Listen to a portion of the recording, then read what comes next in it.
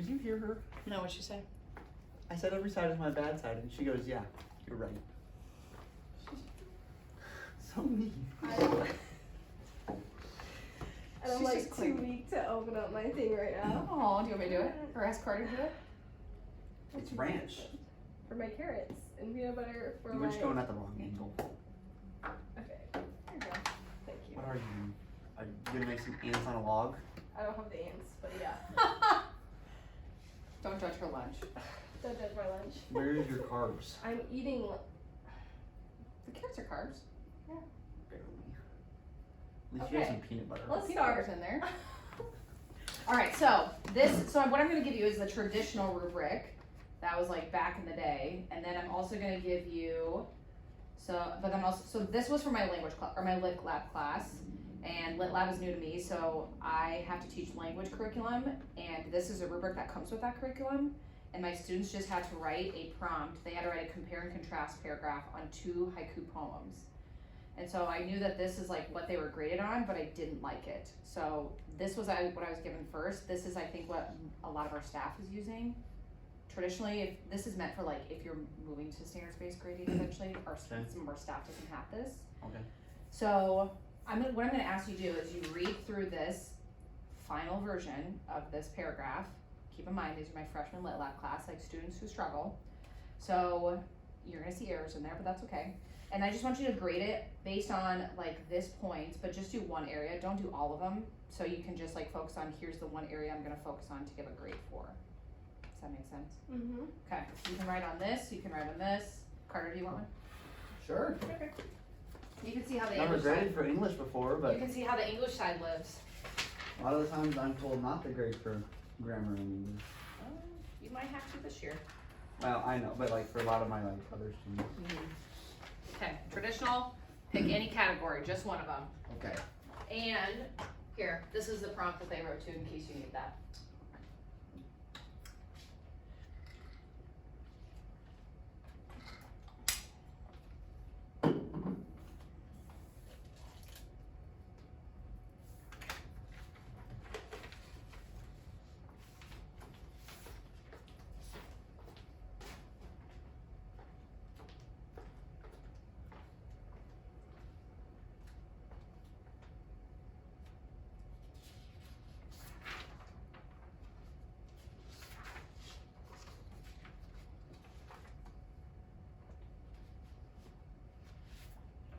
You can also talk through it together too if you guys want to grade them together.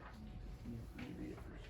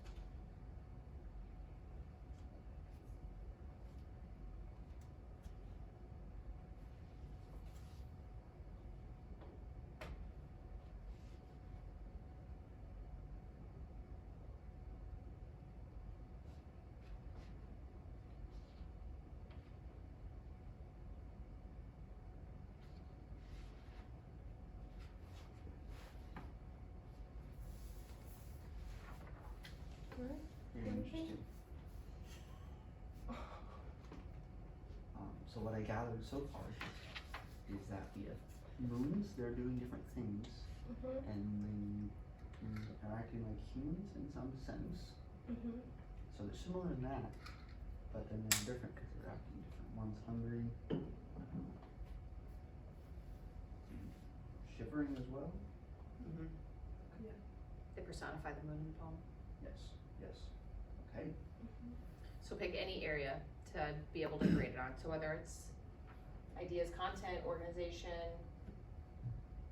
word choice, sentence fluency. About organization. alright. So the first sentence talks about how they have a lot of common and a lot not in common. Mm-hmm.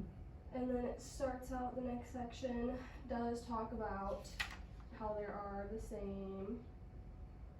Then it ends, the next section is about how they're different. And then finally it says like both seasons or what was it? that We we kinda like started? wrap it up there. Yep, and then it talks again about how some parts of it are the same and some parts are different. Right.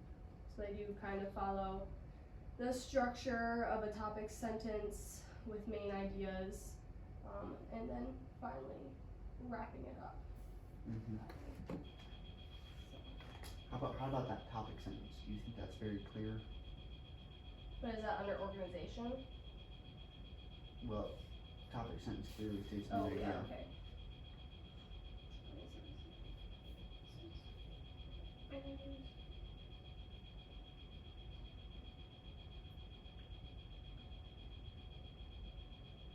I would say it's kind of I think it's mostly as read, like you said, it's not clearly stating an idea, it is stating main idea. Mm-hmm. It's somewhat organized. It does have a conclusion sentence, but maybe not effectively tie in all ideas. Right. I would not say it's two, cause it's not, it is, they did purposely organize it, I think. It wasn't like, here's Yeah, some 'cause they same, say here's some the different, here's some both, same, here's some Explain different. both, right? And then the differences, and then wrap it up Yeah, by restating. yeah, that's where I put it for that part. So 3, is that what you guys are doing? 3? Okay, so I'm gonna switch out your rubrics for a second. Okay, so this is traditional. This is a single point rubric with the standards reference grading, grading criteria that's on there. Okay, so same, I want you to do the same area. How would you grade it?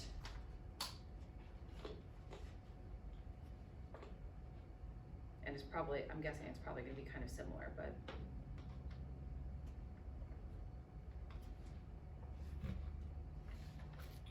Like we said, top sentence doesn't clearly state main idea. Supporting sentences are purpose. They're organized, but I would say it's about the same. yeah, So developing yeah. okay, so let's maybe kind of do some reflection in kind of 2 different lenses for a second now. So you're the teacher, let's do your teacher point of view. One, as a teacher, if you're given either one of those rubrics, which one was easier to grade with? If you have all of these indicators, why do you think that one's easier? Less reading to do. Right, okay, so it's pretty to the point, it's just, Yep. Did you meet this mark, you didn't, okay, now I'm gonna use my professional opinion to, Which level did we go down to? Mhm. exactly. If you're a teacher and you are creating a rubric, you didn't create it, but which one do you anticipate is probably the easier one?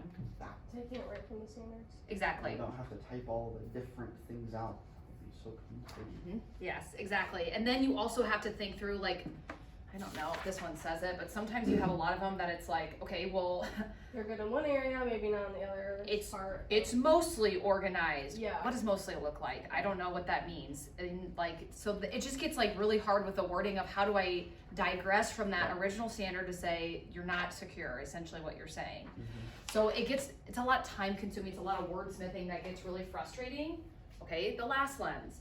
If you're a student, you're given this rubric versus that rubric. Which one is more appealing to you? Which one do you feel like you I'm not gonna read all that one if I'm a student. Correct. I'm probably just gonna only read the 4, Mm-hmm. which is this. Right. So Absolutely. Here's the mark that you need to make versus giving you all the things that say here's why you're not going to achieve that. why do they care about the 3, 2, 1? No kid's gonna try to achieve a 2 or 3 or, you know, they're not gonna shoot for that, like. Well, and sometimes I've had students who have been like, wait, so you're saying if I only do this, I can still get like that developing? Right. And I don't want them to have that thinking, because I'm like, well, you should be going for the top score every single time. But sometimes our kids are like that. So this, I think, is just friendlier in terms of like student understanding, student language is giving them this one. And Jacqueline, you're probably aware of this, but this is like the rubrics that I came from, and you've seen these. I don't know if Carter, if you guys have something similar like this from science. What? Like these Like rubrics? where you like come out and say, well, here's all the indicators that say you're developing, you're beginning, you're not there yet. We're kind of just making rubrics right now. As you go. Yeah. Okay. So Wasn't given any. yeah. So. So we started with this. Like this is like standards based grading, but it was a lot to figure out. Okay, where do you land on this spectrum? And a lot of times I'm like, well, sometimes they're in that secure section, but then some parts are in that developing. It was really hard to get feedback on and like show them the areas they were missing. So then instead of that, in English 3, we just tailored and decided, let's just give them the secure targets and then just make it a little bit easier on them in this case. Which I'm using the exact one right now, and it's A lot quicker. a lot quicker. I agree. Like, I'm just putting like X's in there. A lot more room for feedback is the other thing that I think that's appreciative to say, okay, here's why I gave you beginning or a developing. Here's what you missed in this case. Those I think are some features that allow for the single point rubric, what makes it really nice. I'm gonna go back to this slide. If you do want this, these are links. I didn't come up with this concept. It's something that like all of these other people kind of came up with, and I just tailored rubrics to that instead. And they give you kind of some reasons for like why it's easier for students, teachers, probably even parents too. And we just kind of reflected through all of those things ourselves. The other thing that I might point out that is nice in terms of a single point rubric, like other purposes that you might have it for, is also allowing for student reflection. So this is one that we use later in English 3 when we do discussions. So students get graded on like participating in group conversations around a book. It's like literature circles we do. They record those conversations. So it's a nice opportunity for my students to watch their recording of themselves, and then knowing that these are the marks that you have, reflect first, like grade yourself, have some reflection on like, why did you give yourself that indicator? And then later on, I can go through and then give my feedback. So it's just another way to kind of say like, students can use it in a purposeful way that's builds a lot of understanding, and teachers can also use it for more quicker feedback, better understanding of how you did an assessment too. Better than like, I just did this a couple weeks ago, language, my curriculum gave me that rubric and I'm like, this sucks. I'm gonna change this to a single point rubric because it's not great. My kids understand it, like here's the criteria you need to know a lot better. So that's just kind of another one for it. Do you have this thing in Google Doc or something? Yeah, I can share it with you if you'd like. Wonderful. If you just want the template. Like I'm bad with tables, right? You good with the spreadsheet? But Or with the spreadsheet? Google Docs with Jam. I'm good at filling in the tables. Yeah. And actually, I just did this for Alex Reams. They have to move one section of their classes to SRG, and so he was like, and so I was like, can I show you this? And so I did the same thing. I was like, use it, erase what you want, and then just fill in your criteria. Yeah, because I'm trying to do biomed as SRG, and this would be super helpful for the assessment coming up in 2 weeks. Yep, I will just send that one over to you, and then you can delete and fill in as you see fit. Awesome, thank you. You're welcome. Yeah, and that's my spiel. That's what I got. Any other questions or things that you guys like want to talk more about? Things of how you think it'll fit in your classes? Steps maybe I took that are not indicated? I was just curious to hear your take on it. I came from a high school. All the rubrics were like this. So I was just interested to hear a little bit about why this one. And I mean, at first, like anything that's different, everyone's like, oh, different, you know? But I've been using, this one for the college essays, and after using it, I was like, oh yeah. A lot easier. Quicker. Yeah.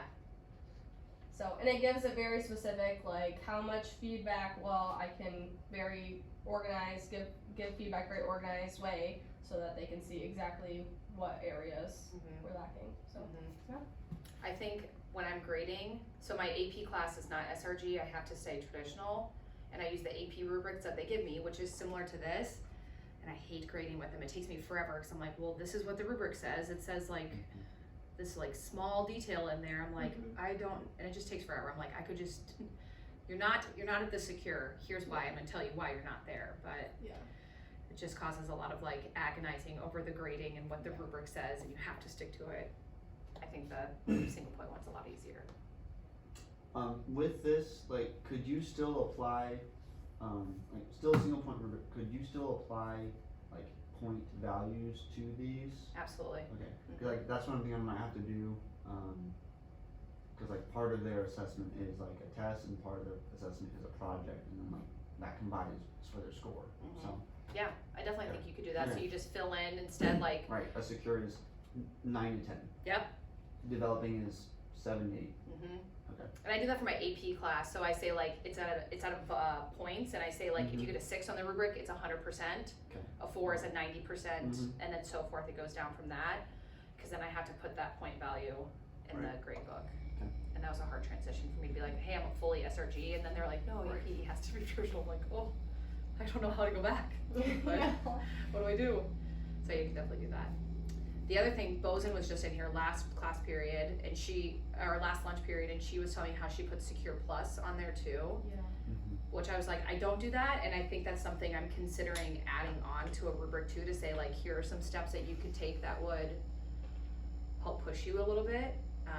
And so that was just something that I thought I would pass on, that I thought, yeah, that could be definitely work. I don't know if you guys, I don't know if science does that in general. Yeah, Natalie has had some good ideas for the Secure Plus. Like for one of them, we had a challenge question where it was optional, and if they got it right, then they had to get 15 out of 15, and then if they got that right, they got Secure Plus.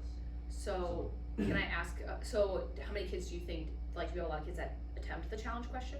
I honestly had like only 5 kids that didn't attempt it. Okay. So. I'll attest to that too, being a high schooler. That's how they did it we called it exceeding, not Secure Plus. But yeah, I feel like my high school too, like when you gave the challenge problems at the end, like kids actually seem to do it. Mm-hmm. So.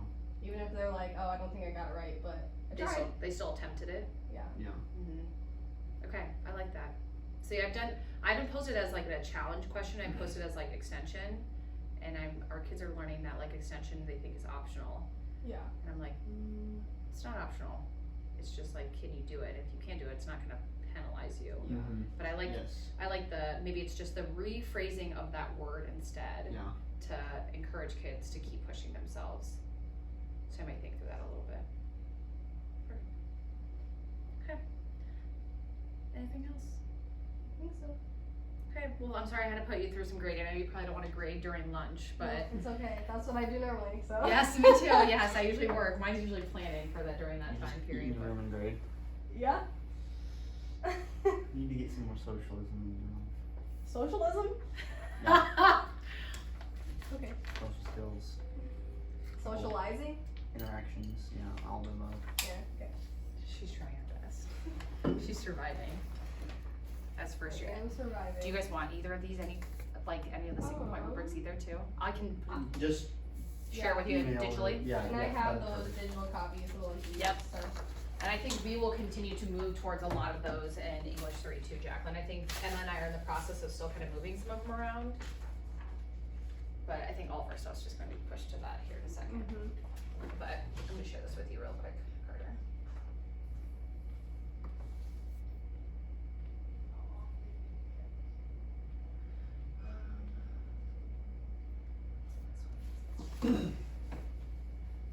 Reading discussed 10 days out of 10. Oh, what grade teachers do differently? Chapter 9. There you go. I feel like we had to read that book at once upon a time. Is it by Whittaker or Todd Whittaker? Todd Whittaker, yep. Yeah, Todd Whittaker. Yeah, I think I read that one a long time ago.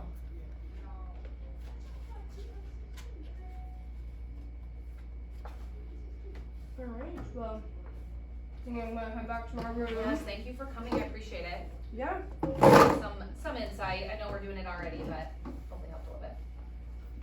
Should I, someone else? It's really up to you. I don't know if anybody will come. I don't know if anybody else will come to some of these. They might. Sometimes our lunch and learns aren't very well attended, but if no one attends, Carter, I promise I'll be quiet. I'll read.